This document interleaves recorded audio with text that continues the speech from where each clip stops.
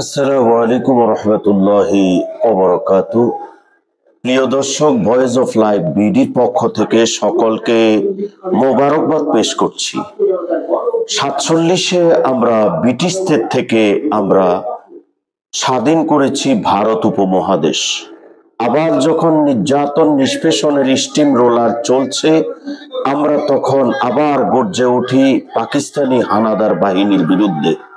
দুর্বার আন্দোলনের মাধ্যমে আমাদের দেশ আবার 1971 সনে আমরা আমাদের দেশ লাল রক্তের বিনিময়ে, জীবনের বিনিময়ে, 30 লক্ষ শহীদের বিনিময়ে আমরা এই দেশ আবার পেয়েছি।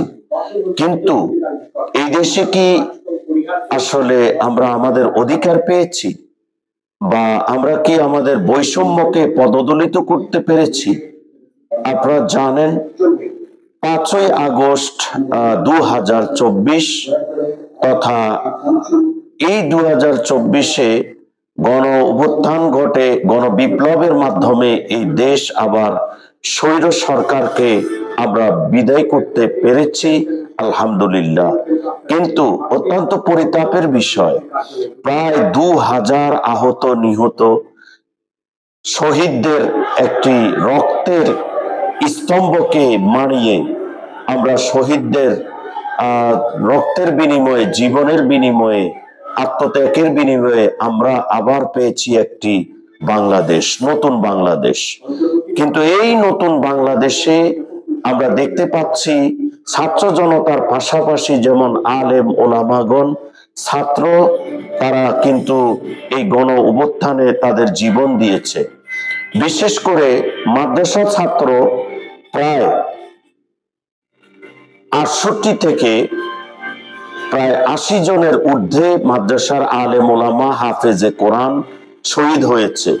কিন্তু আজকে আমরা গণ অভ্যুত্থানের যেই আপনার ইতিহাসকে লিখতে গিয়ে আজকে আমরা উলামায়ে কেরাম, হাফেজে কোরআন এবং নেককার বুজুর্গান যারা এই নতুন স্বাধীনতার জন্য জীবন দিয়েছে, তাদেরকে স্মরণে রাখা হয়নি এবং তাদেরকে তাদের আত্মজীবনী আমরা আমাদের বইতেও পাইনি।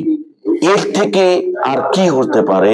বৈষম্য বিরোধী আন্দোলনের মাধ্যমে এই দেশ স্বাধীন হলো, অথচ এই দেশের ওলামায়ে কেরাম এবং হাফেজে কোরআন এবং ওলামায়ে কেরামের অনুসারী যারা আছে তারা আজকে এখন পর্যন্ত লাঞ্ছিত, অপমানিত, অপদস্থ এবং অধিকার থেকে বঞ্চিত। তারা এখনো বৈষম্যের শিকার।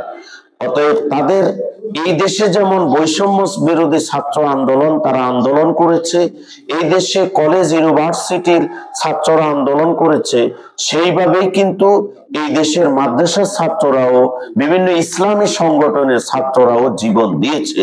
তাহলে কি আমরা বলবো একই দেশে এত বৈষম্য কেন হবে? রক্ত যখন লাল, ছাত্র বৈষম্য আন্দোলন কিংবা বিপ্লবের যারা জীবন দিয়েছে কলেজ ইউনিভার্সিটি বা বিভিন্ন রাজনৈতিক নেতৃবর্গের, তাদের রক্ত যেমন লাল ছিল, এই মাদ্রাসা ছাত্রদেরও তো রক্ত লাল ছিল, ওলামায়ে কেরামের রক্ত লাল ছিল। তাহলে আজকে কেন এই গণবিপ্লবের ইতিহাস লিখতে গিয়ে ওলামায়ে কেরামকে মাইনাস করা হলো? আমরা বুঝতে পারি নাই এটা কাদের ইশারায়, কাদের ইন্ধনে এটা করা হচ্ছে। এটা অশুভ লক্ষণ আমরা মনে করছি।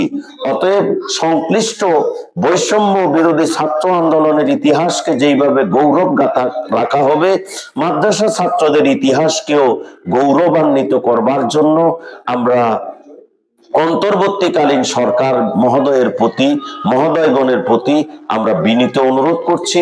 কলামিস্ট, সাংবাদিক এবং বিভিন্ন রাজনৈতিক ব্যক্তিবর্গের প্রতি আমরা উদাত্ত আহ্বান জানাচ্ছি, সকলের রক্তকে আমরা সমান অধিকার দিয়ে বৈষম্য সৃষ্টি না করে আমরা মাদ্রাসা ছাত্র ওলামায়ে কেরামের সেই জীবনকে, আত্মত্যাগকে, ইসলামী দলের আত্মত্যাগকে আমরা স্মরণ করি এবং তাদের সেটার সম্মান দেবার চেষ্টা করি এবং তাদেরও জীবনকে বাংলাদেশের বিপ্লব কেন্দ্রিক ইতিহাসে লিপিবদ্ধ করবার জন্য আমরা ভয়েস অফ লাইফ বিডি পক্ষ থেকে অনুরোধ পেশ করছি।